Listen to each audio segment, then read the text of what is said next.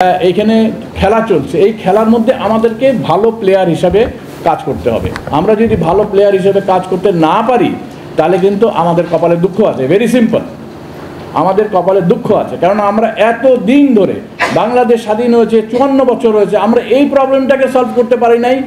অনেকগুলা শক্তি, বিদেশি শক্তি এখন এখানে অ্যাক্টিভ, বিশেষ করে ভারত। আমি কেন বলতে চাচ্ছি, ভারতের যে আমাদের হিল ট্র্যাক্সের চারিদিকে যদি আপনারা দেখেন,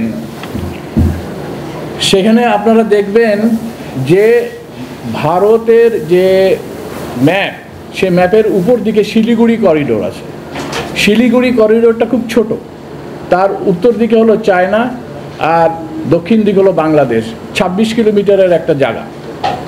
এই জায়গাটাকে তাকে পার হয়ে এসে তাদের পূর্বাঞ্চলে যে সমস্ত 7টা প্রদেশ আছে, সেই প্রদেশে তাদেরকে রসদ সরবরাহ করতে হয়, সমস্ত সাপ্লাই ওই দিক থেকে আসে। অনেক লম্বা একটা জার্নি। শেখ হাসিনার আমলে তারা কি করলো, বাংলাদেশের ভিতর দিয়ে ট্রানজিট নিল, বিকজ ওই সময় শেখ হাসিনা সব কিছুই ভারতকে দিয়ে দিয়েছিল। ট্রানজিটটা নিয়েছে আমাদের বুকের উপর দিয়ে, তারা পশ্চিম দিক থেকে পূর্ব দিকে চলে যাবে, আমরা কেউ কিছু বলতে পারবো না, আমাদেরকে টাকাও দিবে না, ট্যাক্সও দিবে না। কিন্তু তারপরেও চাণক্য বুদ্ধি, তারা চিন্তা করেছে যে আচ্ছা, এটা যদি কোনো কারণে কোনো সময় বন্ধ হয়ে যায়, আমরা একটা অল্টারনেটিভ শুরু করি। সেটা কি? চট্টগ্রাম পোর্ট। এটাকে তারা অলরেডি সিটওয়ে থেকে একটা মাল্টি মডাল ট্রানজিট সিস্টেম করেছিল, সিটওয়ে, মায়ানমারের সিটওয়ে থেকে। কিন্তু সেটাও এখন প্রবলেমের মধ্যে আছে, বিকজ মায়ানমারের মধ্যে ঝামেলা। তারা চেষ্টা করেছে যে চট্টগ্রাম পোর্টটাকে নিয়ে চিটাগং হিল ট্র্যাক্সটাকে যদি তারা অশান্ত করে তাদের মধ্যে নিয়ে যেতে পারে বা স্বাধীন করে দিতে পারে, তাহলে এটার ভিতর দিয়ে তারা চট্টগ্রাম পোর্টের ভিতর দিয়ে গিয়ে তাদের নাগাল্যান্ড, মিজোরাম, ত্রিপুরা যা যা আছে সব জায়গায় তারা খুব সহজে সাপ্লাই করতে পারবে। তাদের যে মিলিটারি, নন মিলিটারি সাপ্লাই যেটা সব করা যাবে। এখন এইটাই হলো তাদের সবচেয়ে বড় একটা স্ট্র্যাটেজিক ডিসিশন, যে তারা এটা করবে। আরেকটা জিনিস করবে কি, এটাকে যদি ওরা যদি স্বাধীন করে নিতে পারে বা ভারতের সঙ্গে সংযুক্তি করে নিতে পারে, তাহলে তাদের যে পূর্বাঞ্চলে যে সমস্ত রাষ্ট্র আছে যেখানে বিদ্রোহ হচ্ছে, সেই বিদ্রোহগুলোকে তারা দমাতে পারবে, বিদ্রোহ তখন থাকবে না।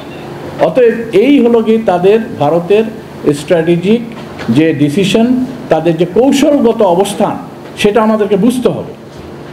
এর মধ্যে এখানে আমেরিকারও আছে, বার্মা অ্যাক্ট সেটা আছে, এবং চায়নারও আছে, বিকজ চায়নার বেল্ট অ্যান্ড রোড যে ইনিশিয়েটিভ, সেটা হলো মায়ানমারের মধ্যে দিয়ে যাচ্ছে, এবং এই যে পূর্ব দিকের যে সমস্ত রাষ্ট্রগুলো আছে, সেই রাষ্ট্রগুলার সাইড দিয়ে যাচ্ছে। তারা চাচ্ছে যে এই রাষ্ট্রগুলা, এই প্রদেশগুলা যাতে তাদের ফ্রেন্ডলি ফোর্স হয়। তো এই সমস্ত জিনিস এইখানে খেলা চলছে, এই খেলার মধ্যে আমাদেরকে ভালো প্লেয়ার হিসাবে কাজ করতে হবে। আমরা যদি ভালো প্লেয়ার হিসেবে কাজ করতে না পারি তাহলে কিন্তু আমাদের কপালে দুঃখ আছে। ভেরি সিম্পল, আমাদের কপালে দুঃখ আছে, কারণ আমরা এত দিন ধরে, বাংলাদেশ স্বাধীন হয়েছে 54 বছর হয়েছে, আমরা এই প্রবলেমটাকে সলভ করতে পারি নাই। এইটা হলো গিয়ে আমাদেরকে জবাবদিহি করতে হবে পরবর্তী এই প্রজন্মের কাছে, জবাবদিহি করতে হবে, কারণ আমরা এইটার ব্যাপারে সিনসিয়ার ছিলাম না। আমরা পুরো জিনিসটা ঘাড়ে চড়িয়ে দিয়েছি হলো সেনাবাহিনীর উপরে। আমি নিজেই ওইখানে জোন কমান্ডার ছিলাম, আমি নিজেই বহুত অপারেশনে গেছি অনেক, এবং আমাদের ওখানে আমরা যেভাবে এই ব্যাপারটা পেয়েছি, সেটা হলো খালি সেনাবাহিনীর দায় দায়িত্ব, সিভিল প্রশাসনের কোনো দায় দায়িত্ব নাই, রাজনীতিবিদদের কোনো দায় দায়িত্ব নাই। তারা ওখানে যাবে, ঘোরাফেরা করবে, একটু ভালো ট্যুরিজম করবে, করে চলে আসবে। নো, এটা তাদের দায়িত্ব। সেনাবাহিনী একটা এই পুরো কাউন্টার ইনসার্জেন্সির একটা ছোট্ট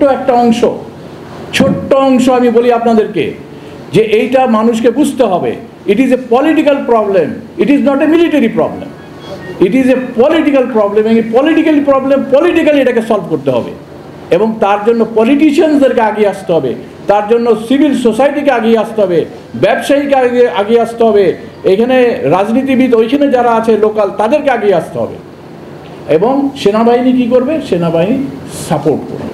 সেনাবাহিনীর মেইন কাজ হলো দেশের অখণ্ডতা রক্ষা করা।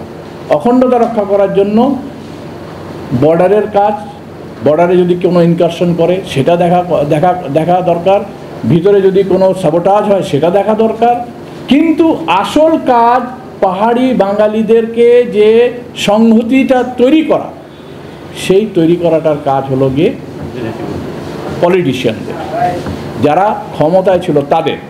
এনিওয়ে, এটা তো কিন্তু আমি অনেকটা বড় জিনিস আমার কাছে এই মুহূর্তে, কারণ আজ থেকে 40 বছর আগে বা 30 বছর আগে যেইভাবে আমরা এটার দিকে দেখতাম সেটা এক ধরনের ছিল, যেভাবে আমরা এটা সলিউশন করতাম সেটা এক ধরনের ছিল। কিন্তু বর্তমানে এইটার যে স্ট্র্যাটেজিক বা কৌশলগত যে অবস্থান, সেটা থেকে আমাদেরকে ওইভাবে কৌশলগত অবস্থানকে চিন্তায় রেখে আমাদেরকে এটা সলিউশন করতে হবে।